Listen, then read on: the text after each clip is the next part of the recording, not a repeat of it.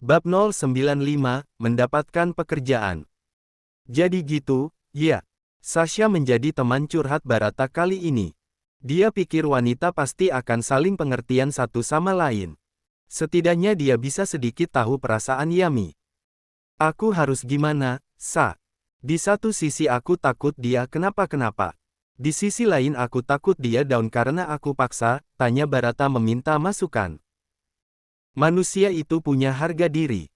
Tapi kadang ada satu keadaan yang maksa dia harus memilih bertahan hidup dibandingkan harga dirinya. Pilihan kamu udah tepat, biarin dia sendiri dulu. Sekarang dia lagi emosi dan pasti dia akan memilih harga dirinya di atas siapapun, jelas Sasha. Barata menunduk. Sampai kapan? Kalau kamu emang beneran sayang sama dia, harusnya kamu sabar. Sasha menunjuk-nunjuk Barata. Insya Allah. Buat dia aku akan berjuang. Biar dia tahu sendiri kayak gimana perasaan cintaku ke dia. Tangan Barata mengepal tanda tekadnya yang bulat. Padahal dulu kamu anggap cinta itu hal yang sepele. Sasha mengambil cangkir teh dan meneguknya. Kita gak tahu kapan Allah akan menegur kita.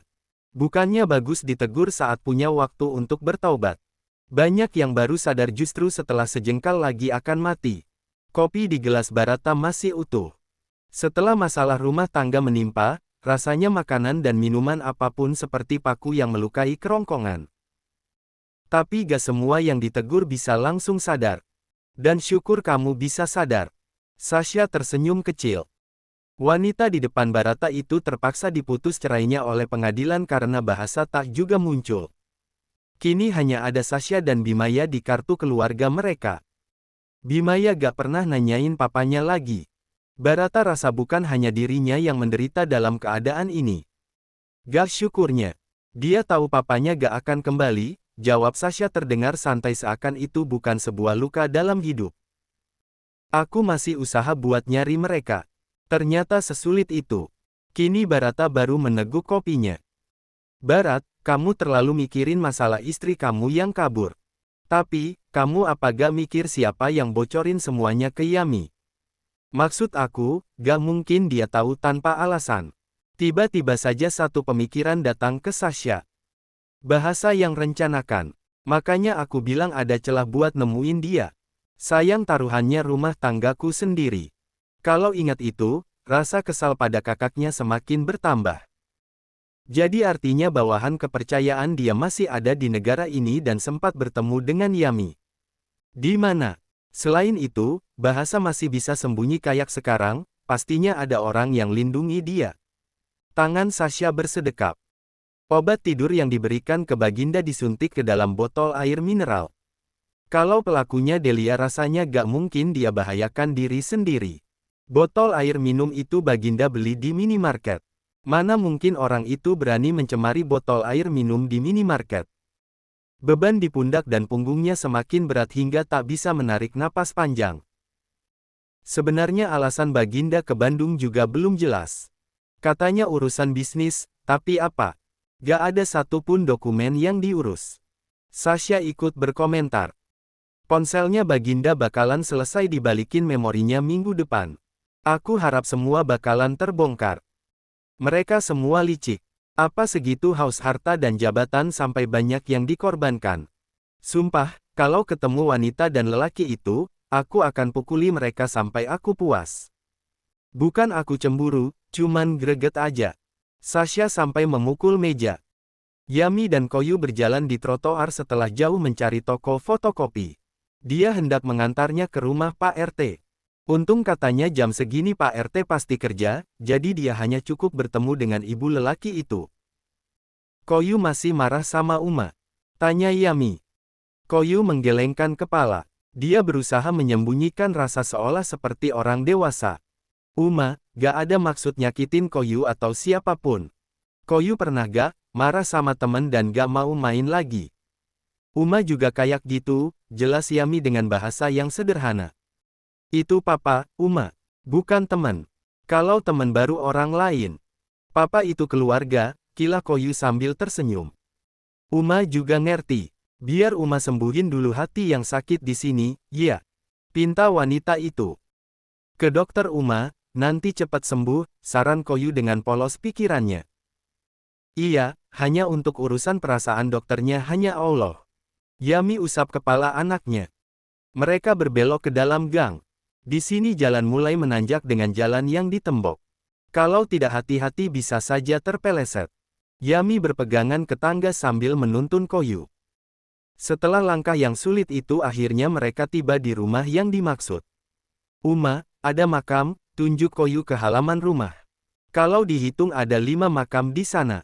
Namanya anak kecil, bukan hal yang aneh kalau takut dengan hal demikian. Gak apa-apa.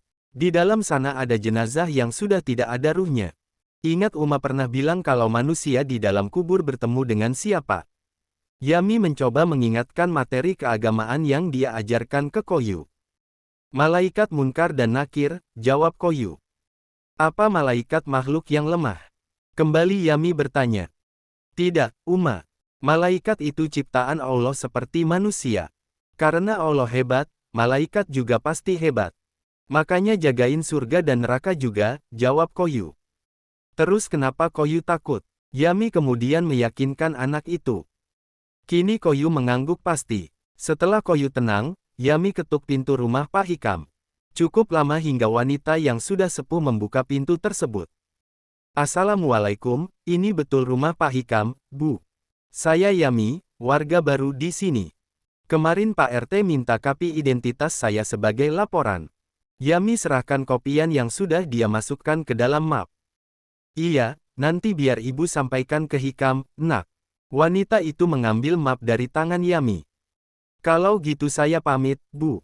Yami undur diri sambil menuntun Koyu. Ibu dan anak itu rencananya hendak pulang ke rumah. Yami mendapatkan pesan dari nomor Barata. Koyu udah baikan? Tanya pria itu. Yami bingung harus menjawab atau tidak. Koyu, papa tanya keadaan Koyu. Jawab ya, pinta Yami. Jadilah dia kirim voice note Koyu ke Barata. Makasih udah jawab pesanku, sayang. Jawaban Barata sedikit melambungkan hati Yami walau tak lama ketika melihat makam di samping rumah Hikam hatinya mengingat lagi keluarga. Maaf, Mas. Aku masih gak bisa maafin kamu. Ternyata sesulit itu untuk ikhlas, batin Yami hampir meneteskan air mata. Yami mendapatkan voice note lagi. Rupanya itu lantunan ayat suci Al-Quran yang dibacakan Barata. Walau suaraku jelek, tapi sedikitnya bisa hibur bayi kecilku di rahim kamu. Pesan itu seperti menyembuhkan luka, tapi tak menghilangkannya. Setelah itu Barata tak mengirim pesan lagi hingga Yami hampir tiba di depan kontrakan. Wanita itu sempat kaget melihat Hikam berdiri di depan pagar bambu rumah itu. Pak RT, saya baru aja antar fotokopi ke rumah. Yami langsung menjelaskan walau Hikam belum memberikan pertanyaan apapun. Bukan itu, Teh. Kemarin Bijuriah bilang katanya Teteh lagi nyari kerja. Kebetulan saya ada pabrik surpet. Lagi butuh karyawan. Apa Teh Yami bisa? Pekerjaannya packing surpet untuk dikirim ke toko, tawar Hikam. Alhamdulillah, bisa. Saya akan kerjakan dengan baik, Pak. Kira-kira kapan saya bisa mulai kerja? Yami terlihat senang dan Hikam seperti lega mendengar jawaban itu. Kalau bisa besok belajar dulu dengan karyawan di sana. Nanti kalau sudah bisa baru mulai kerja. Gajinya sedikit, hanya 1,5. Gak apa. Hikam tentu harus buka-bukaan dulu tentang fee. Insya Allah itu sudah cukup buat bayar kontrakan dan biaya makan, jawab Yami. Lagi pula dia hanya tinggal berdua dengan Koyu dan keperluan selama masa kehamilan akan Barata penuhi. Yami hanya tinggal mencari urusan makannya sendiri. Ya sudah, saya tunggu di pabrik. Nanti keluar gang ini jalan aja ke kanan. Tanya sama warung yang biasa di depannya jemur jagung. Nanti akan ditunjukkan tempat, jelas Hikam. Setelah itu Hikam langsung pergi ke arah yang tadi Yami lewati. Sedang Yami membuka pintu pagar kontrakan dan mengajak Koyu ke dalam. Rumah kontrakan di samping Yami masih kosong. Sedang sebelah lagi diisi pasangan suami istri. Mereka jarang di rumah dan baru datang malam. Uma, ini dibaca topi biru, ya? Tanya Koyu yang belajar membaca lewat buku barunya. Dia beli itu tadi siang saat ke tempat fotokopi. Kebetulan di sana ada sekolah SD.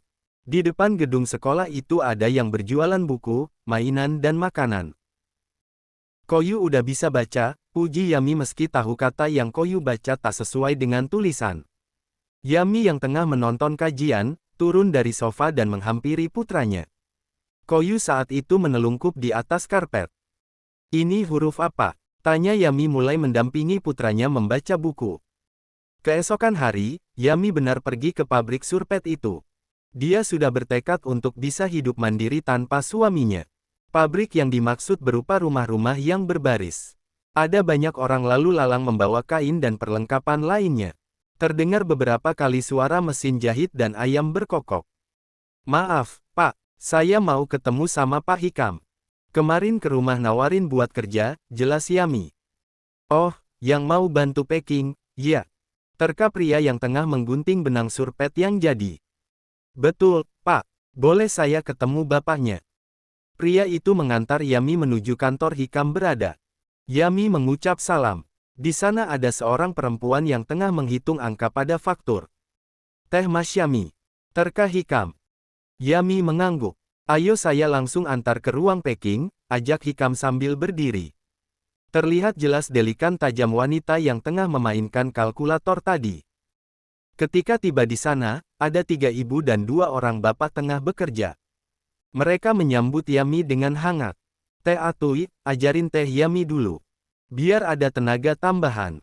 Kita lagi kejar setoran, kan? Pinta Hikam. Tentu atuh bapak ganteng, pasti saya ajarin teteh cantiknya. Pokoknya serahkan pada Atui, jawab wanita itu dengan ekspresi yang jenaka. Ya udah, saya balik kerja dulu. Itu dari toko online makin banyak yang dipesan. Kasian Fitri ngitung sendiri, pamit Hikam meninggalkan Yami di sana. The next day. Bab 096, hari pertama kerja. Kalau dilihat memang sepertinya pelaku sengaja membangkrutkan perusahaan dan melarikan uangnya ke perusahaan lain. Salah satu penyelidik polisi tengah menjelaskan di depan pimpinan perusahaan.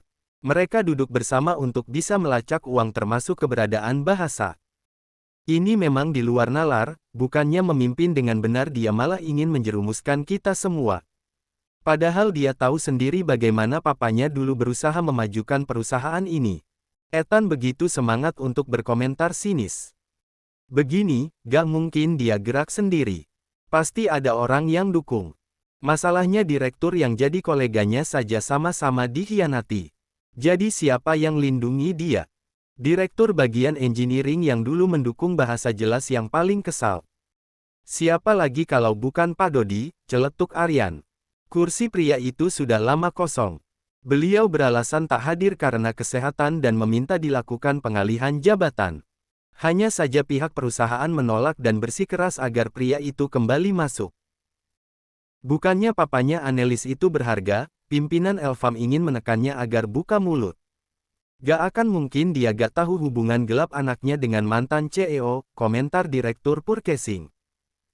Barata masih diam. Dia biarkan mereka mengeluarkan unek-unek agar jelas apa yang ada dalam hati. Tentu saja membuat kesan bagi seseorang harus tahu jelas seperti apa orang itu maunya. Apa Anda sudah menemukan bukti uang itu mengalir ke saku Pak Dodi? Sasha bertanya pada salah satu anggota kepolisian. Belakang Pak Dodi memiliki penambahan aset yang signifikan. Kami masih berusaha untuk mencari sumbernya. Kami tidak bisa memaksa beliau hadir karena keadaan kesehatannya, jelas polisi. Semua pimpinan di sana memijiti kening. Tiba-tiba Galuh mohon izin masuk dan menemui Barata. Pria itu menunduk hormat. Pak, kami menemukan pria yang mengirimi pesan untuk Nyonya, ungkap Galuh. Di mana dia sekarang? Tanya Barata sambil membuka matanya lebar. Saya bawa ke kantor Anda dan sekarang tengah diawasi penjaga. Hanya saja beliau bilang tak tahu apa-apa. Hanya dibayar untuk menuliskan surat itu dan memberikannya, jelas Galuh. Barata langsung mengangkat tangan dan meminta untuk bicara dengan polisi. Pak, saya boleh minta bantuan. Setelah mengungkapkan masalah, seorang detektif langsung mengikuti Barata ke kantor. Dia memotret wajah pria yang Barata berhasil tangkap dan mengirim ke kantor. Ada baiknya Anda buat laporan dulu agar ini bisa langsung diproses, saran polisi. Segera pengacara kami lakukan, Pak. Beliau tengah di perjalanan, jawab Galuh. Pria itu jelas terlihat bingung dengan keadaannya kini. Sedang Barata berdiri di depannya sambil bersedekap. Pak, saya cuman butuh uang untuk makan, alasan pelaku. Nanti kamu bilang saja ke polisi. Kalau kamu minta saya kasih Ani, jawabannya tidak. Istri saya sedang hamil dan karena surat kamu, dia stres, omel Barata. Untung saja itu bukan dirinya yang dulu. Biasanya kalau marah, Barata bisa main pukul tak pandang bulu. Permasalahan hilang dan pergi seperti angin. Meski begitu, ada saja kesan yang ditinggalkan.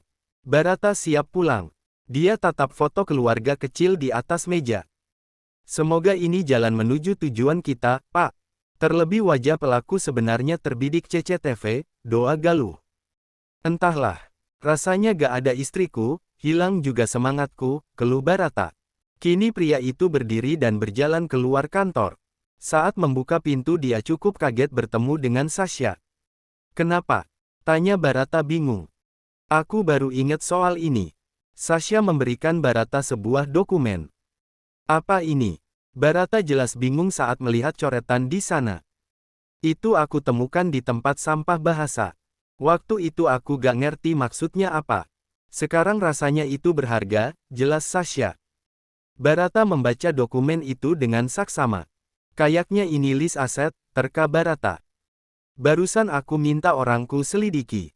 Sebagian sudah beralih nama menjadi Annelies dan Bianca, ungkap Sasha. Barata tersenyum kecut. Aku ngerti sekarang. Di atas langit masih ada langit. Dia dimanfaatkan dan bodohnya dia gak sadar. Aku harap sikap itu gak dia turunkan ke anakku, doa Sasha. Kenapa kamu kepikiran simpan ini? Barata tentu heran. Dia pikir sudah sejak lama Sasha curiga. Yaitu, kebucinanku berpikir kalau bahasa sedang berusaha mendapatkan itu semua untuk aku dan Bimaya. Sedih, kan? Bukan sedih, tapi memalukan. Harusnya kamu gak usah ngaku begitu ke aku tadi, ledek Barata. Sasha berbalik. Dia cukup kaget juga karena tanpa sengaja menabrak Kevin. Maaf, ucap wanita itu. Gak apa, itu Kevin. Dia teman kuliah yang bantu usut kasus ini, jelas Barata. Sasha dan Kevin saling menunduk tanda hormat. Ini mantan kakak iparku, Sasha. Dia bantu mengumpulkan bukti, jelas Barata. Terima kasih atas bantuannya, ucap Kevin. Itu sudah kewajibanku, timpal Sasha dengan senyum di wajahnya. Kevin langsung menghadap Barata. Sidang masih terus ditunda karena terdakwa tak juga hadir. Bukannya bisa diputuskan tanpa hadirnya dia. Kalau terus gini, takutnya semua bukti hilang, pinta Barata. Aku lagi berusaha untuk mengajukan Versteeg. Aku harap hakim setuju dengan itu. Bahkan pelaku tidak menunjuk pengacara sama sekali. Kevin ikut migren memikirkan kasus keluarga Barata. Selain banyak tuntutan, intriknya tajam seperti katana. Aku mau pulang, kamu sekalian ke rumahku aja. Kita kumpulin anak-anak di sana. Ada banyak yang mau aku bahas, ajak Barata. Dia dan Kevin melangkah bersamaan. Rupanya karena tak diajak diskusi, Sasha langsung pergi tanpa pamit. Sedang Yami mulai perlahan bisa memasukkan surpet dalam plastik dan memvakum hingga tipis. Aku baru tahu ternyata cara ngirimnya gini. Hari belajar kerja masih menyenangkan. Tapi cukup capek juga. Soalnya berat masukkan ke plastiknya, timpal Bu Atuy. Iya, juga. Mudah-mudahan fisik emak-emak kita kuat, Bu. Yami menarik alat vakum dan mengikat plastik dengan rapi sebelum benda itu diangkut pekerja pria ke gudang stok. Emang kamu udah emak-emak? Bu Atuy terlihat bingung. Udah ada anak satu. Ini yang kedua masih di perut, jawab Yami dengan bangganya. Aku pikir kamu masih gadis. Beneran, gak kelihatan udah nikah. Apalagi punya anak. Pujian itu membuat Yami merona. Alhamdulillah, makasih Bu. Kalau ibu gimana? Yami mengobrol sambil kerja agar tidak terlalu terasa lelah. Anak udah SMP 1. Yang kedua SD kelas 3. Bapaknya udah gak ada, makanya kerja. Suami kamu? Bu Atui balas menanyakan tentang keadaan keluarga Yami. Suami lagi di Jakarta, Bu. Dia gak bisa ikut tinggal di sini, lebih baik Yami jujur meski ambigu. Gak apa. Kalau LDR gitu pas ketemu biasanya suka lebih membara, goda Bu Atui. Yami hanya terkekeh. Kapan-kapan main ke rumah, Bu, ajak Yami. Kamu juga. Rumah ibu gak jauh dari pabrik. Nanti istirahat kita makan di sana, ya. Tawar wanita itu. Benar saja, begitu jam istirahat datang, mereka langsung menuju rumah Bu Atui bersama dengan karyawati lainnya. Ada Nur juga Dilah. Kamu tadi kayaknya ditandai sama si Fitri, ungkap Nur. Maksudnya gimana? Memang aku ngapain? Yami bingung karena mendadak seharian tadi bertemu dengan wanita bernama Fitri itu, dia terus diberikan tatapan tajam. Fitri itu suka sama Pak Hikam. Cuman gak ditanggepin. Dia jadi sensi kalau lihat perempuan deket sama Pak Hikam, jelas Nur. Ya Allah, kenapa harus suuzon sama aku? Padahal deket aja enggak. Cuman tadi pagi aja nyari ke kantornya. Itu juga karena disuruh, jelas Yami. Emang kamu ketemu Pak Hikam di mana? Tanya Bu Atui penasaran. Beliau itu RT di kampung tempat aku ngontrak. Kebetulan kenal sama bibinya sahabatku, jelas Yami. Sering ketemu. Dila ikut mengorek cerita. Baru 3 kali. Itu juga nanyain kakak sama nawarin kerja, jawab Yami. Emang dia aja curigaan. Maklum udah suka dari sebelum Pak Hikam nikah. Istri yang dulu juga pegawai di sini. Temennya Fitri malah. Mumpung sekarang duda, jadi ngegas, komentar Nur. Yami sebenarnya selalu tak nyaman setiap diajak bergosip begini. Dia ingin menghindari, tapi apalah daya. Yami duduk di sana untuk mendapatkan teman sesama perempuan. Pada akhirnya dia hanya bisa diam sambil pura-pura mendengar padahal tidak. Meski begitu dia pun berusaha mengalihkan pembicaraan ke hal yang lebih baik. Kalau di dekat sini ada TK. Hal yang paling menjadi bahan pikiran Yami adalah pendidikan Koyu. Ada PAUD, tapi jauh. Harus naik ojek ke sana, jawab Nur. Aduh, aku belum berani kalau harus sejauh itu. Biasanya ada sopir yang antar jemput Koyu. Kalau tak sibuk, Barata juga akan turun tangan. Rasanya di posisi ini Yami merasa lemah tanpa suaminya. Balik lagi juga malu. Lucu gak sih kalau minta pisahnya pas anak-anak udah gede, batin Yami sambil mendengkus. Yami, kamu malah ngelamun. Nur menepuk lengan Yami. Semangkuk bakso habis sudah. Mereka langsung kembali lagi ke pabrik. Tiba di sana, terlihat Hikam tengah mengawasi pekerja yang menaikkan surpet. Pak, perasaan kiriman hari ini lebih banyak, komentar Dilah. Iya, Bu. Alhamdulillah. Rezeki kita semua. Mudah-mudahan bisa ngasih bonus ke semua pekerja karena udah mau lembur, jawab Hikam dengan ramahnya. Yami juga udah pinter packing, Pak. Kayaknya besok udah bisa mulai kerja, jelas Bu Atui. Kalau mulai hari ini gak apa, Teh Yami. Nanti biar dibayar full, pinta Hikam. Tentu, Pak. Saya merasa sangat senang. Insya Allah langsung saya kerjakan, jawab Yami. Mereka pamit pada atasan mereka itu. Teh Yami, panggillah Hikam tiba-tiba. Yami berbalik. Anaknya Teh Yami yang laki-laki itu siapa namanya? Koyu, jawab Yami. Iya, ini tolong kasih ke Koyu. Dia pasti suka. Hikam memberikan coklat pada Yami. Alhamdulillah, makasih banyak, Pak. Tentu Yami tak bisa menolak pemberian itu. Kini dia kembali ke tempat kerja. Melihat dari arah ruang produksi, Fitri merasa terancam. Dia langsung mengikuti Yami dan teman-temannya. Teh, maaf. Saya mau ngomong boleh? Tanya Fitri menghampiri dan memastikan Hikam berada jauh dari tempat itu. Kenapa, Teh Fitri? Yami tentu merasa ngeri mengingat apa yang Bu Atui dan teman-temannya katakan. Ini soal Teh Yami dan Pak Hikam, jawab Fitri dengan ekspresi judes. Tomorrow. Bab 097, apapun salah. Gini, Teh. Apa Teteh ini saudaranya Pak Hikam? Tanya Fitri. Fit, dikira saja. Kami ngikut-ngikutin Pak Hikam masa gak tahu mana saudaranya apa bukan? Nur yang menimpali karena kesal dengan sikap Fitri. Teteh ini dekat sama Pak Hikam. Kalau bukan saudara apa baik? Kasihan kerudungnya. Yami mengerti maksud Fitri ke arah mana. Gini, Teh Fitri. Saya gak deket sama Pak Hikam. Tadi aja kehitung baru 4 kali ketemu. Saya warganya di kampung. Saya punya suami, ganteng lagi. Kalau mau lihat, saya tunjukin. Yami kadang merasa beruntung juga punya suami seperti Barata, dia jadi bisa berkelit dalam hal seperti ini. Ditunjukkan foto Barata ke depan Fitri. Insya Allah, yang menjadi kekhawatiran Teh Fitri itu tidak mendasar, tegas Yami. Wanita zaman sekarang gak penting mana yang ganteng. Pak Hikam itu mapan. Dibandingkan punya suami ganteng, tapi istri harus kerja. Mendingan dapat yang biasa, tapi dijadikan nyonya. Teh Yami juga wanita biasa, sindir Fitri lalu pergi begitu saja. Dila langsung menunjukkan tinju. Sedang Yami memilih komat kamit dalam hati. Dia pikir suamiku siapa? Dia CEO. Sayangnya kalaupun koar-koar tentu tak akan ada yang percaya. Nyatanya Yami kerja serabutan di sini.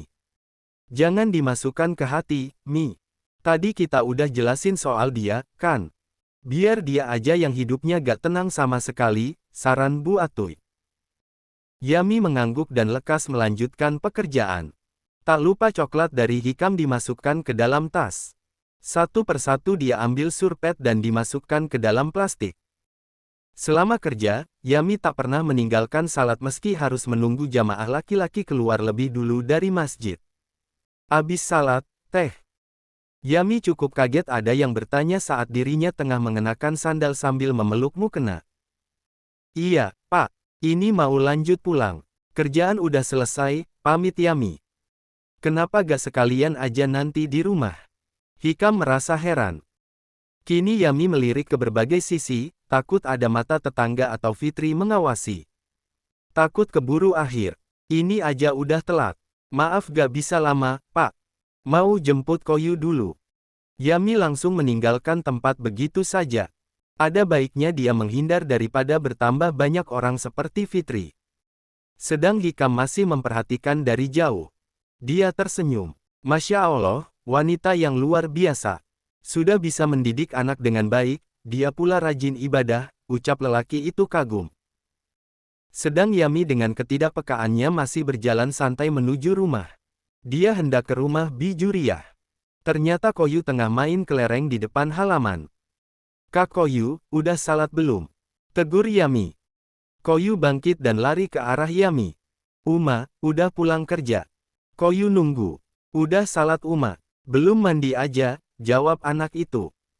Ada satu hal yang Bi Juriyah tutupi. Barata sempat memintanya mengasuh dan menjaga Koyu serta Yami dengan baik.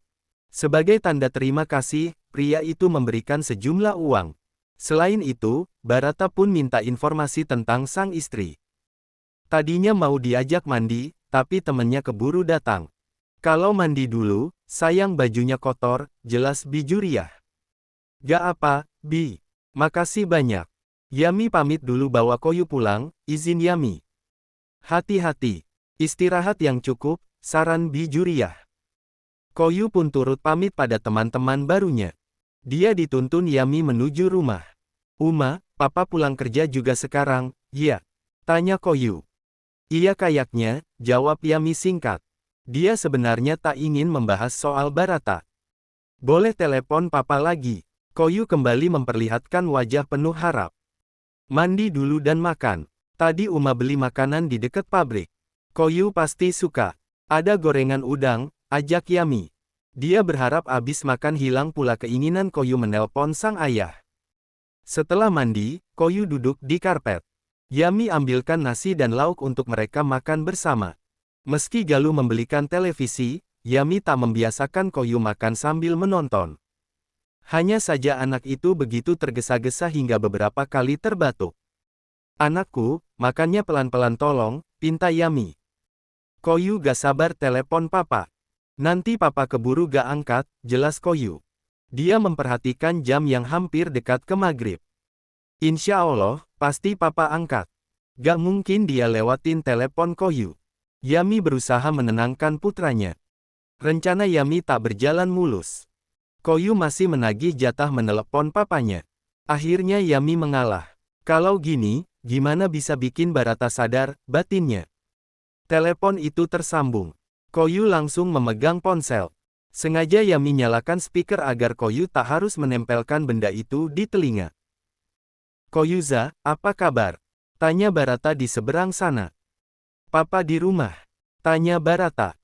Pria itu sengaja mengalihkan ke video call. Koyu jelas kaget. Uma, ada foto papa. Seru anak itu menunjuk layar. Yami menengok sejenak. Dia terima panggilan tanpa membuat wajahnya terlihat. Akhirnya papa bisa lihat wajah ganteng Koyu lagi, puji Barata. Ini papa. Tanya Koyu masih tak percaya bisa melihat wajah papanya lagi. Iya, emangnya siapa? Masa Superman, kelakar Barata. Koyu terkekeh. Anak itu merogoh saku. Ini apa? Koyu menunjukkan bola kaca ke arah layar. Kelereng. Kamu main yang gitu sekarang, sama siapa? Barata terus mengajak Koyu bicara. Padahal tujuannya ingin mendengar suara Yami juga. Ada teman baru. Namanya lupa, jawab Koyu. Astagfirullah, main itu harus tahu nama teman supaya mereka merasa dihargai, nak. Obrolan anak dan ayah itu masih didominasi nasihat Barata dan curhatan Koyu. Sedang Yami membawa cucian ke kamar mandi. Pintu kamar mandi dan ruang tengah terhubung. Papa, Uma baru pulang kerja, ungkap Koyu. Koyuza, boleh Uma minta tolong? Bahas Koyu saja. Uma tak perlu, pinta Yami sambil agak berteriak di kamar mandi. Barata tersenyum lirih. Yami benar-benar menghindarinya. Hal yang paling Barata sesali, mendengar istrinya itu bekerja padahal tengah hamil. Yami, hati-hati sama kandungan kamu. Jangan terlalu lelah. Hanya itu yang bisa Barata titipkan saat ini. Tak ada balasan dari Yami. Kebekuan ini masih belum ada tanda untuk mencair. Koyu terlihat sedih. Papa, Koyu mau sekolah lagi. Temen Koyu sekolah semua, adu Koyu. Nanti papa minta Pak Galuh daftarin sekolah di sana, jawab Barata menyanggupi. Terus siapa yang antar jemput, tahu aku gak punya dan gak bisa berkendara. Ujungnya Yami mengomel sambil bisik-bisik takut Barata dengar. Kini Yami tengah mengucek cucian. Uma mana? Tanya Barata. Katanya gak ngomong Uma, Koyu aja. Anak itu begitu penurut dan Barata hanya bisa nyengir kuda mendengar jawaban Koyu. Koyu tahu tanda panah. Volume suara Barata sengaja diturunkan. Koyu menggelengkan kepala. Dia saja masih sulit menghafal huruf yang kadang ketika ditulis terbalik kanan ke kiri atau atas ke bawah. Gini, Barata menggambar di atas kertas HVS. Rupanya pria itu tengah di ruang kerja. Ada, ini. Koyu menunjuk ke layar. Coba klik. Barata mengarahkan Koyu.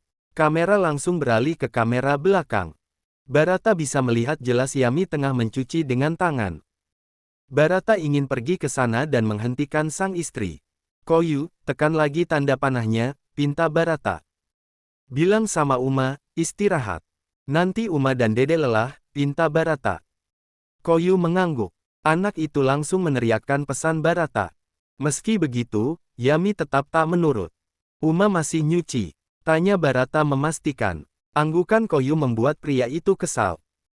Mas Yami, kamu tahu hukumnya gak menurut ke suami apalagi yang dikatakan suami kamu ini kebenaran. Ujungnya Barata harus menegaskan langsung meski dia tahu tak baik menegur istri di depan anaknya. Teguran itu membuat Yami terdiam sejenak. Dia bangkit dan kembali memasukkan cucian ke dalam ember. Tak lupa disiram lantai yang terkena sabun. Koyu bingung dengan apa yang terjadi. Hanya saja ucapan tegas Barata barusan menandakan kalau kedua orang tuanya memang ada apa-apa. Papa, gak berantem sama Uma. Koyu lalu menangis meski air matanya lama untuk keluar. Papa gak berantem. Bukannya papa sering juga larang Koyu. Tadi hanya karena khawatir sama kesehatan Uma, jelas Barata pada Koyu. Sedang Yami menutup pintu kamar mandi untuk lekas mandi sore. Dia sempat menarik napas panjang akan rasa bimbang yang membuat hati merasa terbebani. Cukup lama, akhirnya Koyu selesai menelepon Barata. Anak itu kembalikan ponsel pada sang ibu. Papa ada yang cari, ungkap Koyu. Siapa? Tanya Yami penasaran. Temennya mungkin. Koyu memiringkan kepalanya ke sisi kanan dan kiri. Buat apa juga aku penasaran, pikir Yami sambil menyimpan ponsel di atas nakas. Keesokan paginya, Yami kembali titipkan Koyu pada Bijuriah.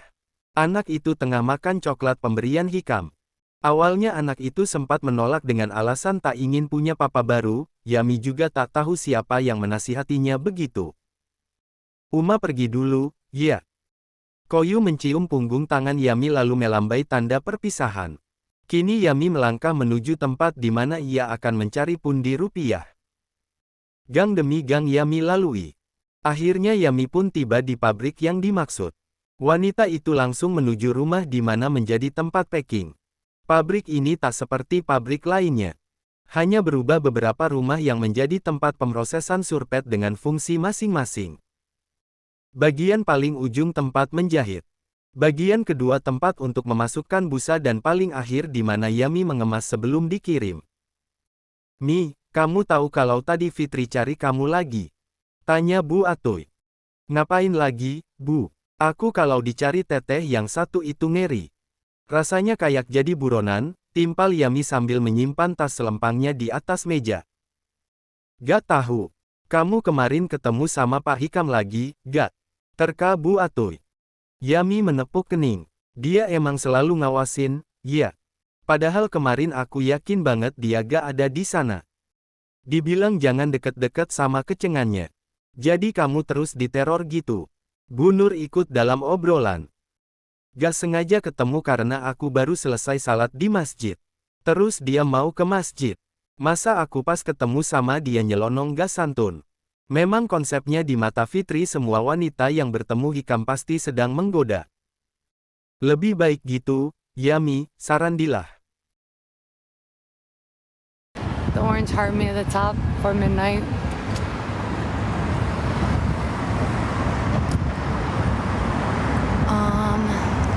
Just kidding. Actually, I don't know. I think you're not real.